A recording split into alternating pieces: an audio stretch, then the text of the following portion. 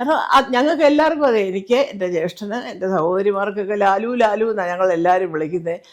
ലാലുവിന് ആ സ്നേഹം ഉള്ളിൽ കിടക്കുന്നതുകൊണ്ടാണ് അയ്യോ ഇതൊക്കെ ഇവരൊക്കെ എന്തോന്ന് പറയാം അങ്ങനെയല്ല ഇങ്ങനെയാണെന്ന് ലാലു കയറി കിടന്ന് തർക്കിക്കാത്തതിൻ്റെ കാര്യം ലാലുവിന് അറിയാം ഞങ്ങൾ ആരും ഇങ്ങനെയല്ല എന്നുള്ളത്. പിന്നെ സിനിമയിൽ ഒറ്റയ്ക്ക് കിടന്ന് പറഞ്ഞാൽ ഇനി അദ്ദേഹത്തിൻ്റെ നേരെ പടയോട്ടായിട്ട് ചെല്ലുമോ എന്നുള്ളത് കൊണ്ടാവാം. ഏതായാലും മോഹൻലാൽ പറഞ്ഞിട്ടില്ല ഒരിടത്തും ലാലു കളിപ്പിച്ചതും ചതിച്ചതും പിടിച്ചതും ഒന്നും പറഞ്ഞിട്ടില്ല, ഞങ്ങളോടും ഒന്നും പറഞ്ഞിട്ടില്ല. വളരെ അന്നും ഇന്നും എപ്പോൾ കണ്ടാലും ഫോൺ.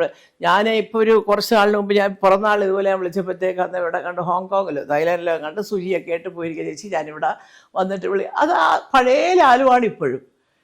ഈ കൂടെ നടക്കുന്നവർക്ക് അത് പിടിക്കുന്നില്ലയോ എന്നൊരു സംശയമില്ല. പഴയ ലാലുവായിട്ട് നിൽക്കണ്ട ഇവരുടെ കൂടെ എന്ന വല്ല ഉദ്ദേശം ആർക്കെങ്കിലും ഉണ്ടോ എന്നറിയാൻ വയ്യ. പക്ഷേ മോഹൻലാൽ കേൾക്കാൻ തന്നെ പറയാം എൻ്റെ പൊന്നു കുഞ്ഞെ പഴയ ലാലുവായിട്ട് നിന്നാൽ ആദ്യം. അപ്പോൾ ഇനിയും മലയാളത്തിൽ നിന്നല്ല ഒരു ദേശീയ തലത്തിലെന്നല്ല അങ്ങ് ലോകം മുഴുവൻ അറിയപ്പെടുന്ന നടനായിട്ട് വരും. അല്ലാതെ ഇങ്ങനെയുള്ള ആൾക്കാരുടെ വർത്തമാനം കേട്ടിട്ട് നമ്മൾ തുള്ളിയാലുണ്ടല്ലോ ആരാണ്ട് പറഞ്ഞിട്ടുണ്ട് കരയിലും അല്ല വെള്ളത്തിലും അല്ല എന്നുള്ള മട്ടിലായി പോകും നമ്മളൊക്കെ. അത് വളരെ സൂക്ഷിച്ച് വേണം ചെറുപ്പക്കാരനായാലും പ്രായമായവരും ചെയ്യാൻ.